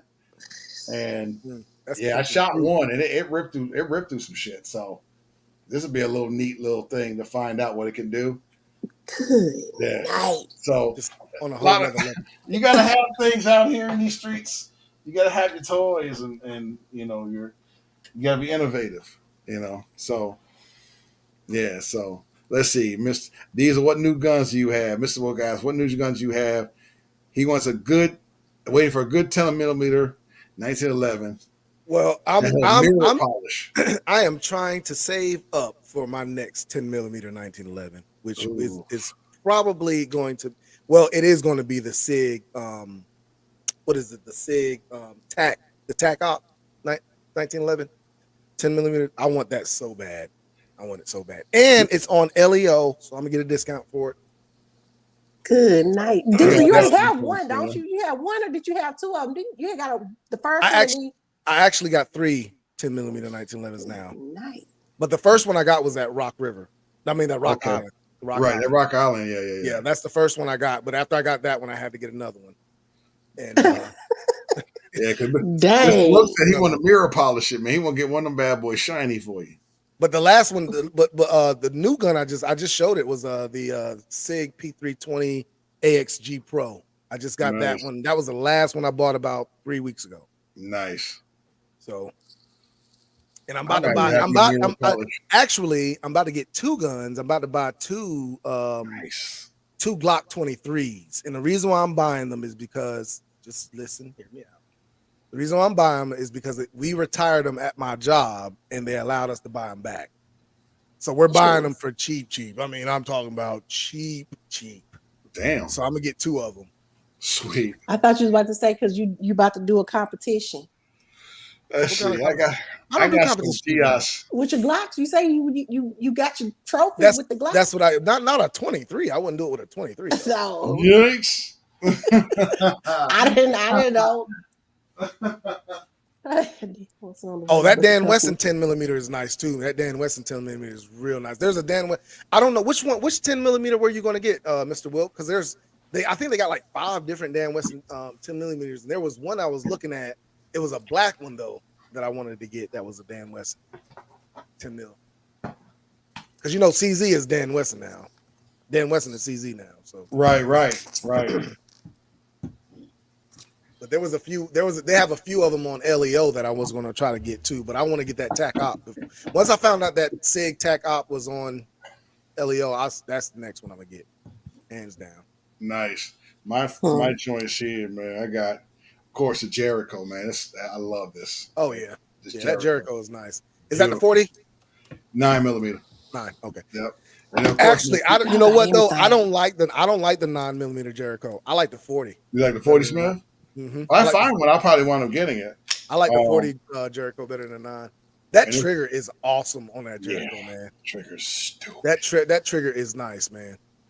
And this one right here is a nice one, the budget friendly, but they'll make them with this. Yeah, this the Tejas Zagana. Oh yeah. Yeah, this is the F. I got the K coming and the M16 coming. Oh, and it's hard to find these all steel frames, or not steel, but all aluminum frames anymore because all got the polymer, right? So I'm like, I don't want the polymer. I want the all. I like this all. It's a budget friendly gun, but you can't find them. So now you said you had that Kimber Micro 9, yes, I do. Micro 9. Yep. Did they come? Okay, so let me ask you this: that Kimber Micro 9 has been out for a very long time. Very long time, yeah. Did they come out with a new generation of it? Because it just automatically hit it blew up out of nowhere. I don't know. like the last few months, like 2 months ago, it's been like on every feed I see of the Kimber Micro 9. Wow, really? It's like, yeah, and the Micro 9 has been out for a very long. I don't know where I it bought came mine in late 2016. Yeah. So that's what I'm saying. So I don't know where it came from, but a lot of people have been asking me about the Micro 9 all of a sudden. I'm like, It's snappy as hell, but really? because it's so damn small. Right. For big hand, I got big hands, so you want to definitely get that extended mag. Right. Because and that carries what, 6 or 7? 7 plus 1. 7. Okay. Yep. With the extended portion. I got you. So I want to say they did at NRA they had the Kimbers out. Maybe that's why they started talking about them. They revamped it. Okay, so that's what it was then. Okay. Because like I said, the Micro 9 has been out. I thought it might have been a Gen 2 or something like that. Forever. So yeah, let's see. And they charging an arm and leg for them now. They used not $600 before. Now they like $8, $9. Yeah, yeah, exactly. Oh, Lord. I paid $5 and change for mine. So it's like, see if I can find mine. Yeah, here it is. Fuck it. Sorry, YouTube. That's it. Yep, that's it. Oh. I missed it. So it's so many different. It's just a lot of guns out there. I love guns. I still got some I gotta shoot. And I gotta put all my guns up in the daggone safe. I got Battler. I converted a room. Some of them I gotta take to my daggone storage unit. I converted one of my rooms to a pretty much a gun vault. Yeah, I did. That's what I did. Humidor. But when I go out of town, I put everything in the safe, and then I'll take some to my storage unit, some of my long guns, because I don't have enough room in my safe for all my guns. Steel door, deadbolt my shit. Right. You're gonna earn these motherfuckers. I did too, but man, you still have the risk of a fire. You know what I'm saying? So that's what insurance is for. Right, but still, I don't want to go because you know what insurance is going to say. Oh, that gun don't cost that much. No. The insurance I'm paying for replacement value. No, I got them itemized. I've got replacement value and all that stuff. Right, but you know what they're going to say. Insurance they can say all they want to say. I don't even want to have that hassle. I just want my gun. You know what I'm saying? Hey, look, I need this safe that's got 1,400 degrees that lasts an hour. Right. Give me one of them giant shit. I got a Canon safe. I'm thinking about getting some more safes, but right now I just convert a room and shit. I'll fuck around and get some damn Helon gas or some shit. So fire put out before it gets too crazy. So I got a lot more work to do as far as get it right. Because you can fireproof it and do what you can, but so right now, there's just so many, man. I can't fit them all in my safe. Does it have a window in that room? That's my problem. Does it have a window in that room? I got 3 windows, and good luck getting your fat ass into one of these motherfuckers.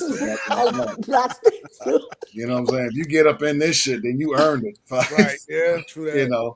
It's tight, and everything's alarmed, so I got as much as I can to fortify what I can. You can only do but so much. You only do so much. If people want your shit, they're going to get it. Even in the safe, if they want it, bro, they want it bad enough. And shit, trust me, if they get that safe, they earned it. Right. That safe, I got that safe weighing about 1,300 pounds. Good luck. So if you get that safe, by all means, take everything you want out that motherfucker. But hope you do it when I'm not here. Because if you get it while I'm here, you definitely earned everything. Right. Because you don't know. You better hope I'm not polishing my 600 Nitro Express Encore because I just may hit you with that. That's the elephant gun. Hookah, you actually would. Well, hell, I don't even know why I'm asking that. I'm pretty sure you would. It all depends on what. I have like a lot of 9s and 12 gauge.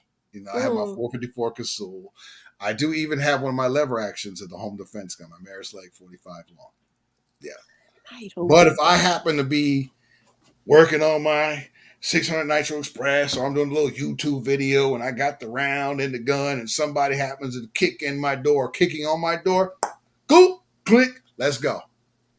You about to find out what the fuck 600 Nitro Express does to the human body. Right? So it ain't going to be pretty. It's going to be very ugly, and I'm going to have to explain that to the lawyers and the cops of why the hell I use something like that. And that's the thing, it's because I wanted to. Like, why the hell did you use? I said it was in my hand at the time that he kicked the door. There you go. You know, that was it. You know, and I won't even say that. I'll let my lawyer say it. Mm. You know, I mean, that's. I mean, it all depends. I mean, I don't want to do it. I hope to never have to use any of these. Right. Oh yeah, no doubt. That's the one, because all the people that think that people that got guns, they want to get them to use them. That was just in case that somebody decides to disrupt your peace. I don't get guns because I want to use them. I get guns because I like them. I just have fun. I enjoy talking about it. I don't get a gun so I can use it on somebody. Hell no. You know, Not me either. You know, marksmanship is a skill. Yeah. You know what I'm saying? And once you get that skill down, man, you sometimes it makes me proud when I kick somebody's butt. That's what I forgot to ask you, Hookah. Dog, Hookah, what's your and Diesel and y'all in the chat? Oh, huh? I don't. What is if shit hits the fan type of gun? No. Okay, never mind. Go ahead. We can ask that one. What's your gun love language? Is it mag dumps? What did I put on here? Hold on.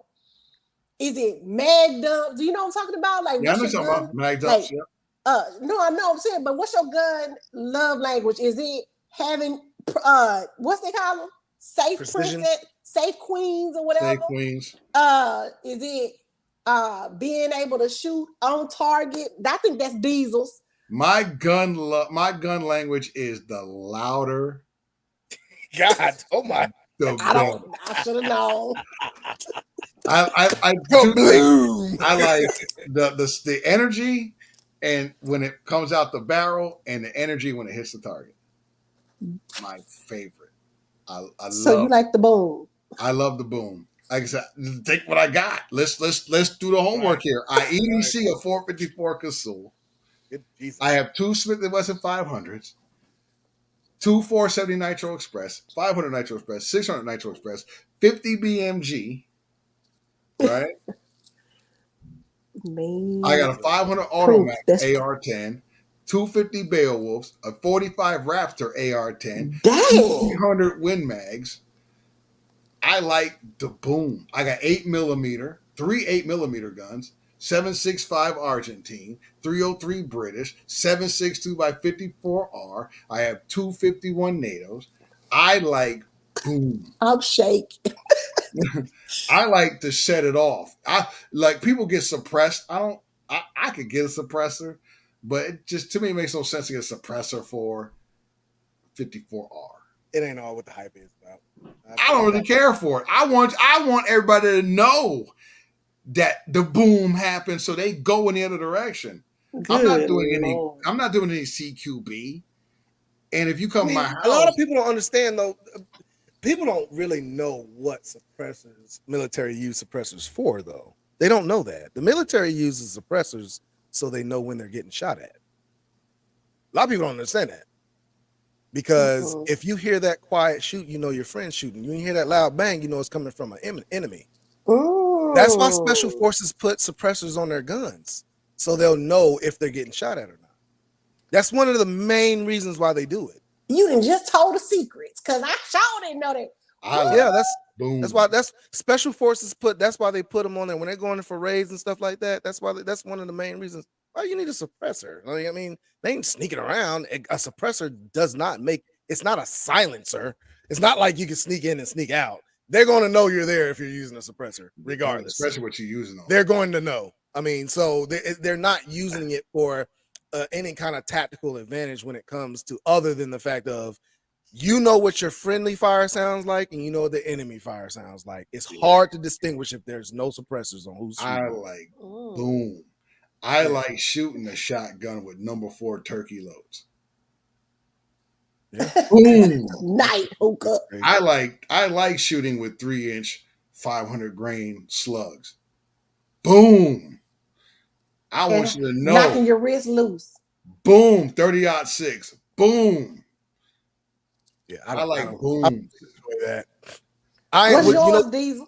What I enjoy is being able to take this little handheld weapon and saying I can hit that bullseye from 25, 50, whatever, and actually doing it. That's what I like. I like precision shooting with a hand. I don't like, these competitions a lot of people talk about using rifles with, and I don't think that's a competition. That ain't, it is what it is with that. But when you can do it with a handgun, that's what I appreciate. Well, no, man, you do long range though, man. I Long range is something different. Yeah, I like taking 6.5 Creedmoor or 308 or 300 Win Mag. This past weekend, shout out to the people I went out with and really got my shit right. 500 yards, gonging steel. You hear the boom and then Lord. Ding, or dung or bunk, and you see that steel just like 5 seconds later. I'm like, hell yeah. And also, like with me and Jay, when we did our 50-50 challenge, we had some nasty 50 BMG rounds. Nasty. We had ball, tracer, armor piercing incendiary, tracer, and Rofus, high explosive rounds. We was out there tearing shit up. Everybody go check out 50 for 50 challenge. OG Tank, OG Tank, that ain't cool, bro. That ain't cool. See, OG Tank, he mad because I can outshoot him. That's the problem. He like the ballistic. He mad because I can outshoot him. Challenge. Nice. Santi already know. Who that babe? I've been trying to. Santi already know. Say she like the boom. Let me take this real quick. Hold on. Here comes OG Tank say he like the ballistics. Yeah, he likes his ballistics. All right. Like that speed, energy. Okay. He likes aesthetics and function. Yep. I'm telling you, I love the boom. When I had like lady shooters out with me, most of them who could shoot, by the way, very well. I add that. But some of the first time shooters, they'll come out, they'll get their shooting on. I'll introduce them to the big boom. Right? No, you don't do them like that. Now, I don't do it like to try to make fun because I ask if they're sure they want to do it. I'll shoot. They're like, "Ooh, that's kind of fun. I'm going to try it. Are you sure?" Because you with me, I'm going to get you right. Sending them to the emergency room. Mr. Wilk, I want to tell you too, my hand just stopped hurting. When did we go? In April? Like, and you shot the 500 Smith, right? Yes. You would twice. A world of hurt because he shot the 10-inch barrel, right? Was it a 10-inch? Was it the 10-inch barrel, Mr. Will? It was long. I think it was a 10-inch. I got a 3.5-inch for you. See now that would have like really broke something in my hand. And in OB, he's got the 2-inch barrels. Those things are just retarded. Man. I would love to get one. Life with OB, when you got that daggone 2-inch barrel. And that's the one he like letting people bust themselves upside the head with. The 700 grain lipstick rounds. Those will beat you up. They're so expensive now. You can find one for like $2,500. You doing something. Good night. $600. Them things actually be breaking bones, don't they? Yeah, you could literally fracture. You can fracture wrists and stuff. They're literally wrist breakers. I mean, you could if you hold it wrong. You could fracture your wrist. Man, and you shot a 500 Smith. I'll put you behind this Nitro Express. I need like 5 pairs of gloves. Big. Oh yeah, you can wear gloves. You can wear gloves for sure. You're gonna need it because you're talking 500 Smith is roughly 700 grain. You're talking 2,800, 2,900 foot-pounds of muscle energy, which is a thumper. 500 Nitro is around 5,800 foot-pounds. So you're talking felt recoil, huge difference. 500 Nitro is around 80 foot-pounds of felt recoil versus 500 Smith is around 45. OG Tank. Club, what's up? K-Love, what's happening, man? Hey, Jeffrey. And at that point, is there a practical reason for them? They was getting the job done. Are you talking about what Hookah talking about? For thumpers, like I said, after like the 5th gun I owned, practicality went completely out the window. It all depends at what point what you're looking for. I mean, it's practically fun.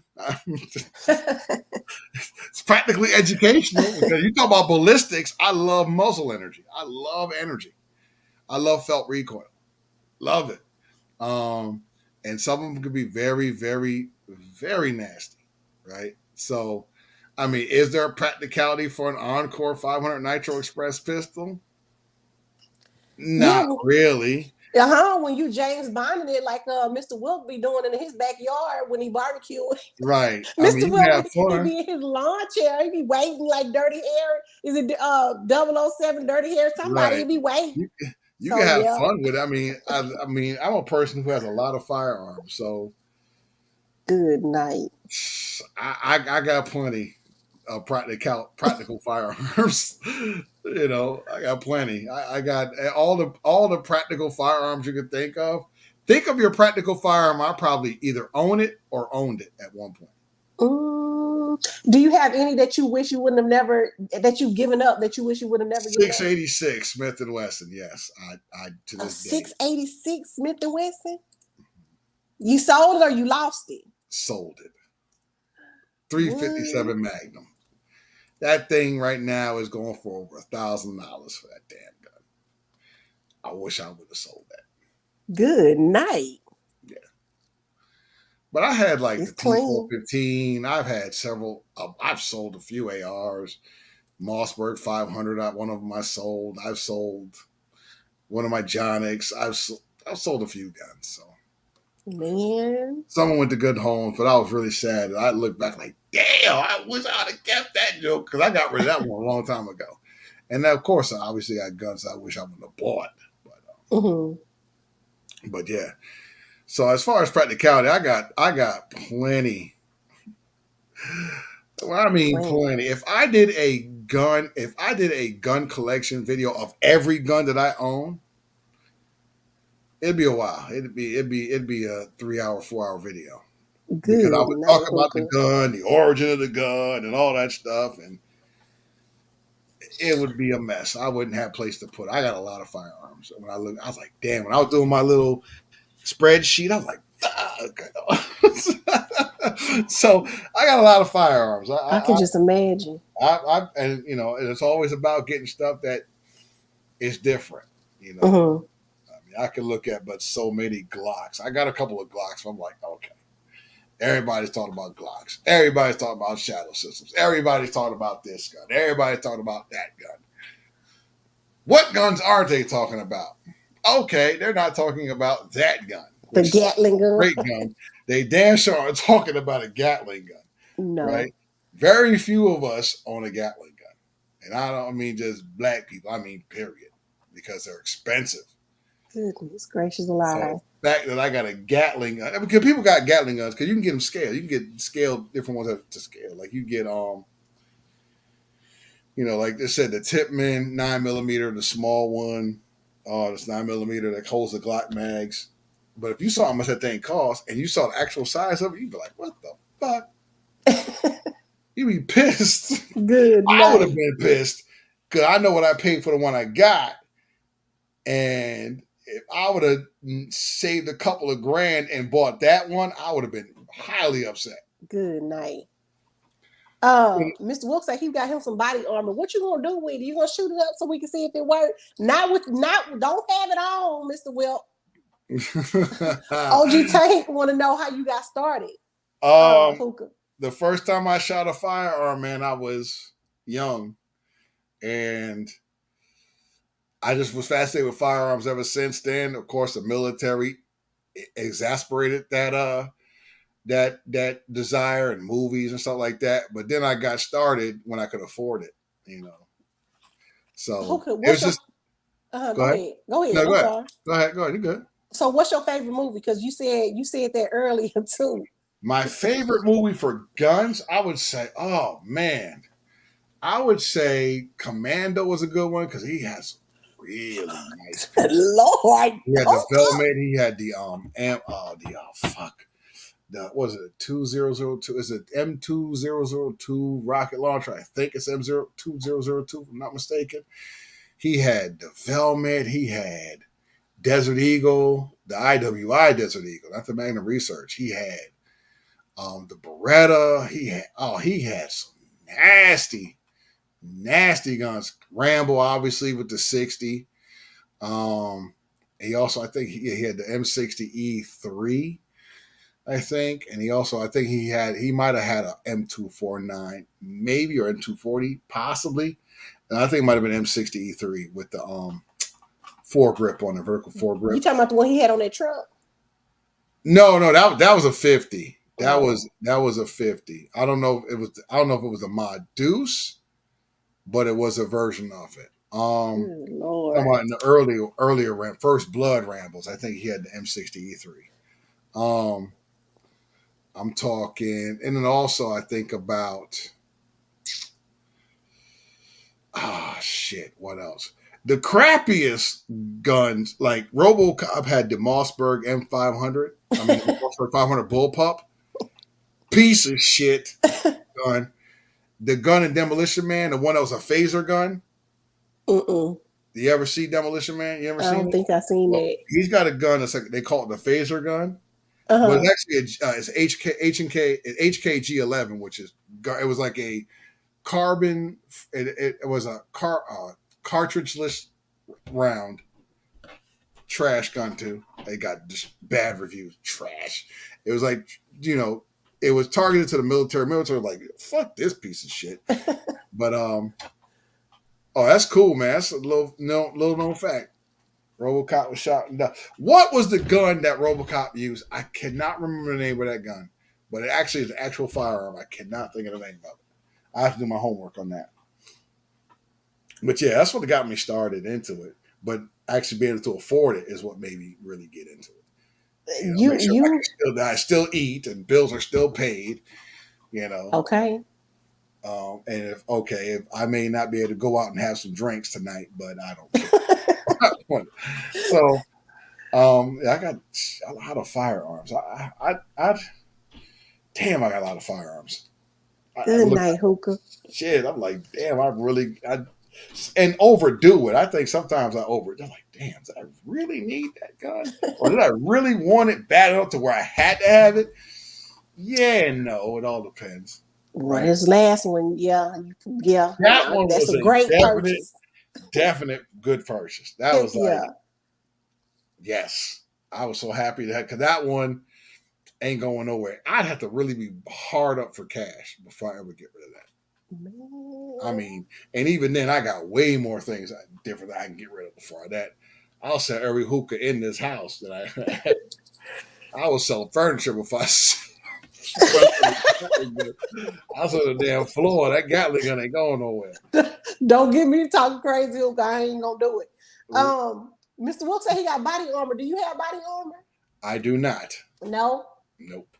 Shoot. I probably should get some, and not because I'm worried about shit as a fan and all that stuff. Mm-hmm. I should get some, like some of my friends got it, is because going to a range, especially an indoor range, is very unsafe. And you are better off with body armor because somebody in that range is going to do some stupid shit and you just might get shot. Man, you might be right, Hookah. You might be right. That'd be the reason that I get the armor, right? So, see, I thought you were gonna tell me that you ran the people out of the off the range, bringing it out. Because me, if I see somebody bringing it out, I'm gonna be like, oh, that's nice. And guess what? I'm leaving because I'm gonna be like, he about to turn that over this way. We don't got time for that. Nah.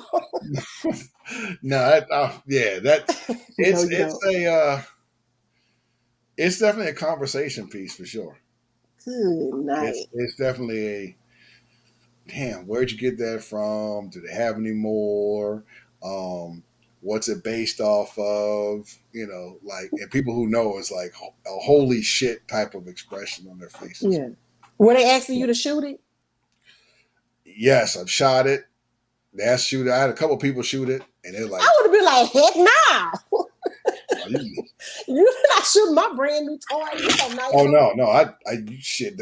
If you help me pick this shit up, you shooting it.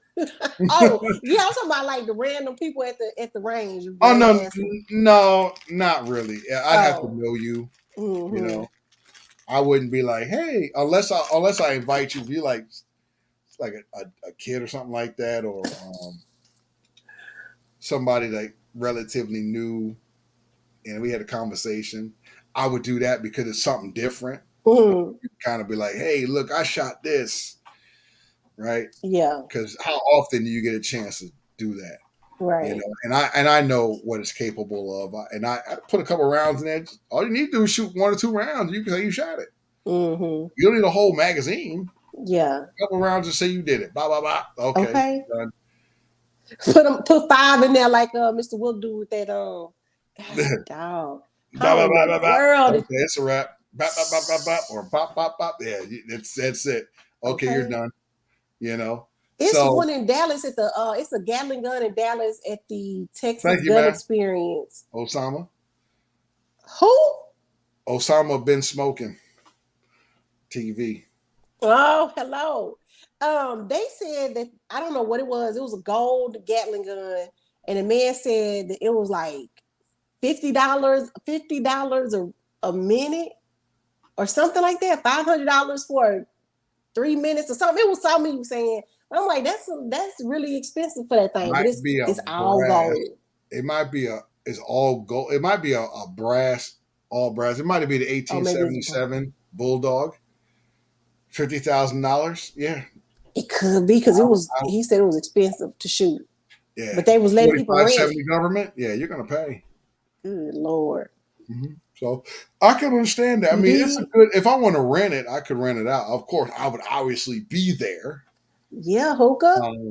I wouldn't do that. Oh, sure, take it and go. No, I'd be there, and you can use it while I'm there, right? Because these things aren't cheap. We all know that. Yeah. Oh, you tank talking about? He say it's brass. Look, it's brass. Yeah, it's shiny. Probably the 1877 Bulldog, which is a bear. They got one that's 5-barrel and 10-barrel. That 10-barrel is crazy. Hey, y'all, I gotta get off here, man. I'll see y'all later. I appreciate you. Love y'all. Be good. It was good seeing everybody. Likewise. Too. I'm about to get off in a couple of minutes. Yeah, I'm about to fade. About to die. I'm about to fade myself. I'm about to smoke me another hookah and crash out. I gotta get up, act like I ain't got no job. I gotta get some money to pay for these damn things I got. Absolutely. All right, Hookah. Well, it was fun. I appreciate you. As always, I said about 20 minutes. No problem. Likewise. This was fun. I'm glad I got to go in there and chop it with you on your joint, man. That was a good interview. People got to chop it. But yeah, people, we're going to shut this bad boy down because people got things to do. Absolutely. See y'all later. Take care. All right, you too. Yep. Yeah, man. We see how we just chopped it, man. We chopped it for a minute. Damn, we did almost 2 hours. I did a 2-hour joint. Wasn't even anticipating doing 2 hours. Just chopping it up, a little after party chilling. Appreciate everybody coming through, chopping it with us, man. It was a good time. But I'm up out of here. Gun the Hookah out.